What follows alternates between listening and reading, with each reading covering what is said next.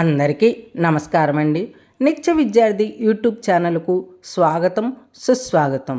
మిత్రులారా, ఈ ఛానల్లో మనము అనేక అంశాలు తెలుసుకుంటున్నాము. ఈరోజు మరొక అంశంతో మీ ముందుకు వచ్చాను. ఈరోజు తెలుసుకోబోయే అంశం పేరు ఎవరూ లేని వాడికి దేవుడే దిక్కు. దీని గురించి కొంచెం తెలుసుకుందాం మిత్రులారా. ఒక గ్రామంలో తల్లి కుమారులు జీవిస్తూ ఉండేవాడు. కుమారుడు పుట్టిన తర్వాత తండ్రి చనిపోయాడు. వారిద్దరికి జీవించడానికి ఎట్టి ఆధారము లేకపోయింది. తల్లి కష్టపడి పెంచేస్తూ పిల్లవాడిని చదివించింది. ఆమె తన ఆశలన్నింటినీ కుమారునిపైనే పెట్టుకుంది. కుమారుడు కూడా చురుగ్గా చదువుతూ 10వ తరగతికి వచ్చాడు. పరీక్షలు దగ్గర పడినవి. పరీక్ష ఫీజు 50 రూపాయలు కట్టవలసి వచ్చింది. ఆ అబ్బాయి అమ్మ పరీక్ష ఫీజు కట్టాలని తల్లితో అన్నాడు. ఆమెకి ఏమీ తోచలేదు.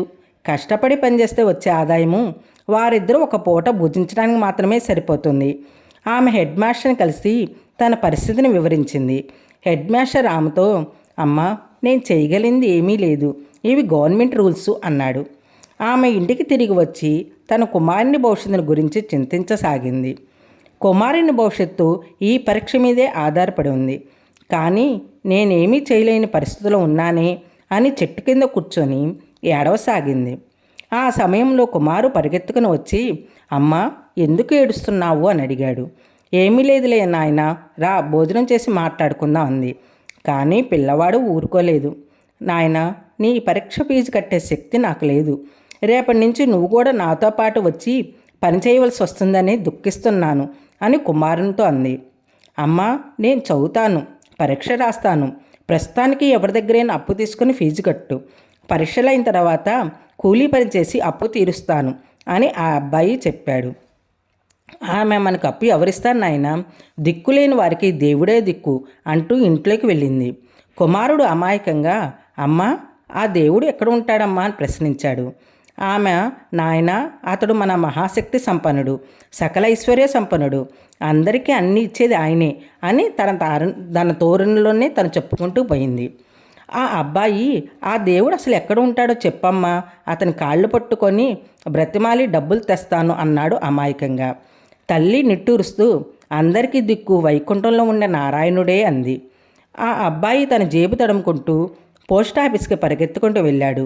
జేబులో సరిగా పోస్ట్ కార్డుకి సరిపోయేంత డబ్బులు ఉన్నాయి. ఒక కార్డు కొని తన ప్రార్థన రాసి టు శ్రీమన్నారాయణ వైకుంఠం అని అడ్రస్ రాసి పోస్ట్ బాక్స్ వద్దకు వెళ్ళాడు. పోస్ట్ బాక్సు ఒక ఎత్తైన స్తంభానికి కట్టి ఉంది. కార్డు బాక్సులో వేయాలంటే ఆ అబ్బాయి అంత ఎత్తుకి అందలేదు. ఎగిరెగి బాక్సులో వెయ్యాలని ప్రయత్నించాడు. పోస్ట్ మాస్టరు ఇదంతా కిటికీలో నుంచి చూశాడు. చూసి బయటికి వచ్చి ఆ జాబు నాకు ఇవ్వు బాబు, నేను బాక్సులో వేస్తాను అన్నాడు. ఈ జాబు అర్జెంటుగా వెళ్ళాలి సార్, అందుకని నేను పరీక్ష ఫీజు కట్టడానికి డబ్బు కావాలి సార్, ఈ జాబ్ తొందరగా చేరే మార్గం చూడండి సార్ అని ప్రార్థించాడు. పోస్ట్ మాస్టరు కార్డు పైన అడ్రస్ చదివాడు. పోస్ట్ మాస్టర్ ఇలా అన్నాడు, నాయనా అడ్రస్ నీకెవరిచ్చారు అని అడిగాడు. మా అమ్మ సార్, నాకు చదువుకోవాలని చాలా ఆశ, మా వద్ద డబ్బు లేదు. ఈ నారాయణ గారు చాలా డబ్బు గలవాడట సార్, దిక్కులేని వారికి సహాయం చేస్తాడట అని మా అమ్మ చెప్పిందని ఆ అబ్బాయి సమాధానం చెప్పాడు. ఆ పోస్ట్ మాస్టర్ హృదయం ద్రవించిపోయింది. ఆహా, ఈ పిల్లవాడు ఎంత నిర్మల హృదయుడు, తల్లి మాటలపై ఎంత విశ్వాసము అని తనలో తానే అనుకుంటూ, నాయన ఈ జాబు అర్జెంటుగా చేరే మార్గం నేను చూస్తాను, నువ్వు ఎల్లుండి ఉదయము 9 గంటలకి ఇక్కడికి రా, నీ డబ్బు తప్పకుండా వస్తుంది అన్నాడు. ఆ అబ్బాయి పట్టలేని ఆనందంతో ఇంటికి తిరిగి వెళ్ళి అమ్మా నేను ఫీజు కట్టేస్తాను, పరీక్ష రాసేస్తాను అన్నాడు తల్లితో. తల్లి ఏమీ అనలేక నవ్వి ఊరుకుంది. ఆ 2 రాత్రులు ఆ అబ్బాయి ఎట్లా గలిపాడో పోస్ట్ మాస్టర్ చెప్పిన ప్రకారం 3వ రోజు ఉదయం 9 గంటలకు పోస్ట్ ఆఫీస్కి వెళ్ళాడు. వెళ్ళి పోస్ట్ మాస్టర్తో సార్ నేను 10 గంటలకు ఫీజు కట్టాలి, అక్కడి నుంచి ఏమైనా డబ్బు వచ్చిందా అని అబ్బాయిని అడిగాడు. పోస్ట్ మాస్టరు వచ్చింది నాయన, ఇదిగో కవరు అని ఒక కవర్ను ఆ అబ్బాయికి అందించాడు. ఆ కవర్ను అందుకొని ఇంటికి పరిగెత్తుకుంటూ వెళ్ళి అమ్మ డబ్బు వచ్చిందని ఆ కవర్ను తల్లికి అందించాడు. తల్లి కవర్లో గలగా 50 రూపాయల డబ్బును చూసింది. ఆమెకి ఆశ్చర్యము భయము కలిగాయి. వీడికి డబ్బు ఎలా వచ్చింది? దొంగలించాడా లేక ఎవరినైనా అడుక్కున్నాడా? గుట్టుగా జీవిస్తున్న నాకు వీని మూలంగా ఎంత అప్రతిష్ట అని ఆలోచించుకొని కొంతసేపటికి కోపంగా, ఎవరు నీకే డబ్బు ఇచ్చారో వారి వద్దకు నన్ను తీసుకుపోరా అని కుమార్ని చేయబట్టుకొని బయలుదేరింది. అమ్మా, నువ్వు చెప్పినట్లయినే నారాయణ గారికి జాబు రాశాను, ఆయనే పంపించాడు ఈ డబ్బు, పద పోస్ట్ మాస్టర్ గారిని అడుగు అని ఆ అబ్బాయి అన్నాడు. పిల్లవాడిని బయటే నిలబెట్టి ఆమె లోనికి వెళ్ళింది. తల్లి పోస్ట్ మాస్టర్తో, అయ్యా, ఈ పిల్లవాడు చెప్తుందంత నిజమేనా అని అడిగాడు. పోస్ట్ మాస్టర్ ఆమెతో, అవునమ్మా, భగవంతుడే పంపించాడు. మొన్నటి దినము ఈ పిల్లవాడు రాసిన జాబ్ చూసి నా హృదయం కలిగింది.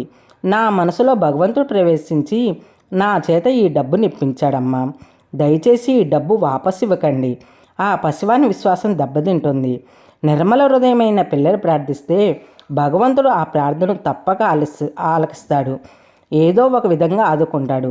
నేను నిమిత్త మాత్రుండి అన్నాడు.